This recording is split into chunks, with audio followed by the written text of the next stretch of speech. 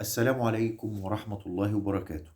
فوز النادي الأهلي على نادي الزمالك في الأسبوع ال14 لمسابقة الدوري المصري الممتاز 3-0 بعد مباراة غريبة في شوطها الأول وشوطها التاني. مباراة كانت فيها نقلة من الكورة البطيئة المملة اللي اتلعبت في الشوط الأول، من أسوأ أشواط مباريات القمة بين الأهلي والزمالك اللي اتلعبت. فعلًا الأهلي حصل له تحوّل كامل. مباراة ابتدت في شوطها الأول بكورة بطيئة ومملة، من أسوأ الأشواط اللي اتلعبت في تاريخ مباريات القمة. قدر النادي الأهلي يعمل نقلة نوعية في الكورة اللي اتلعبت في الشوط التاني من خلال لعيبته طبعًا، محمود كهربا، حسين الشحات، محمد مجدي قفشة، علي معلول، أليو ديانج نجم الشوط أو نجم الشوط التاني والمباراة بلا منازع. يعني فعلًا من أحسن لعيبة الفرقتين النهارده أليو ديانج كان مسيطر على منطقة خط الوسط. طبعًا حمدي فتحي قدّم شوط أو مباراة برضه للتاريخ. النادي الأهلي عرف إزاي يكسب من خلال لاعيبته وكل الأطراف. طبعًا محمد هاني وعلي معلول، وطبعًا خط الدفاع الجديد المستحدث اللي لعب بيه كولر، اللي هو كان خلال رامي ربيعة ومحمد عبد الفتاح لاعب سموحة السابق.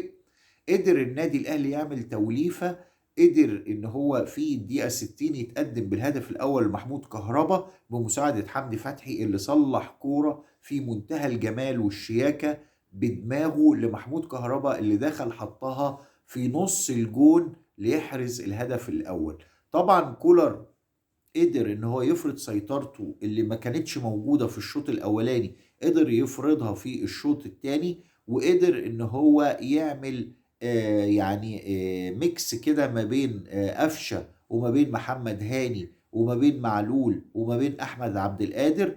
قدر من خلاله كمان إن هو يعمل تغييرة وينزّل محمد شريف مكان كهربا، اللي كان طبعًا يعني مش قادر لإن هو راجع طبعًا من فترة إيقاف كبيرة.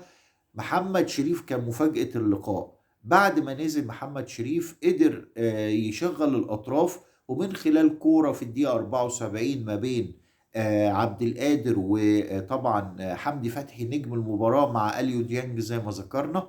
فعلًا قدر إن هو يعمل كورة حسين الشحات، طبعًا ده الجون التاني إحنا بنوصفه جون حسين الشحات، قدر يعمل كورة عرضية محمد شريف دخل فيها حطّها على يمين محمد عواد.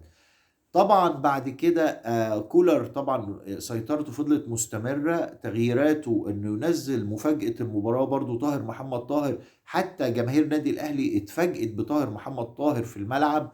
لأ وإيه كمان، ومستواه عالي وشغّل جبهة علي معلول، وقدر من خلال علي معلول وحمدي فتحي يصلّح كورة لمحمد شريف وحطّها في سقف الجون، من أحسن أهداف المباراة.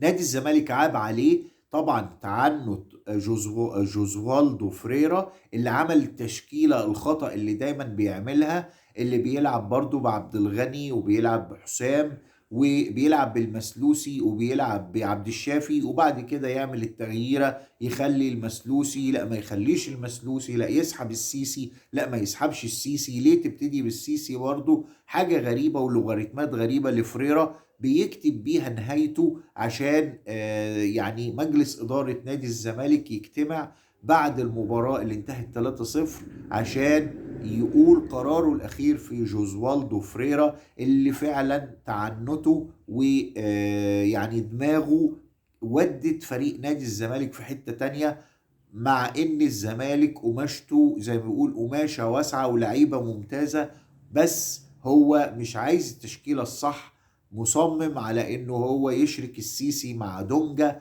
ويركن سيد نيمار وبعد كده ينزّل سيد نيمار. ونرجع ونقول برضه إن النادي الأهلي من خلال توليفة كولر ومن خلال روح اللعيبة ومن خلال عودة الروح لمحمد شريف، كل ده ساعد إن النادي الأهلي يوصل لنقطة 34، والنادي الأهلي يبقى مسيطر على قمة الدوري، والنادي الأهلي يروح في مكانة بعيدة خالص، ويفتح الفارق ما بينه وبين الزمالك اللي بقى الرابع ل8 نقط. الزمالك ما بينه وما بين الأهلي 8 نقط. الأهلي متربع على عرش الدوري العام المصري، يستحق. مبروك لمجلس إدارته، مبروك لمديره الفني، مبروك للعيبة.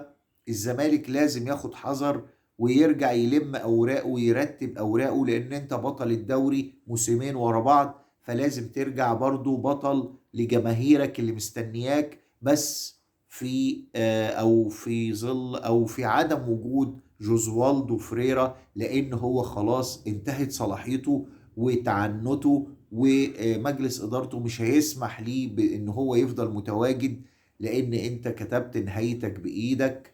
و يعني خلاص كده انتهت قصة الزمالك مع جوزوالدو فريرا. والأهلي طبعا هيفكر في كأس العالم للأندية بمعنويات كبيرة وطبعا بانتصارات. وإحنا كل الكلام ده يعني في الآخر لمصلحة المشاهد، الإثارة والمتعة والفوز اللي حققه النادي الأهلي. يستحق ال3-0 دي، يستحقها النهاردة. واحنا في انتظار كل ما هو جديد على قناتكم. وما تنسوش دعمكم لينا باللايك والشير والسبسكرايب. والسلام عليكم ورحمة الله وبركاته.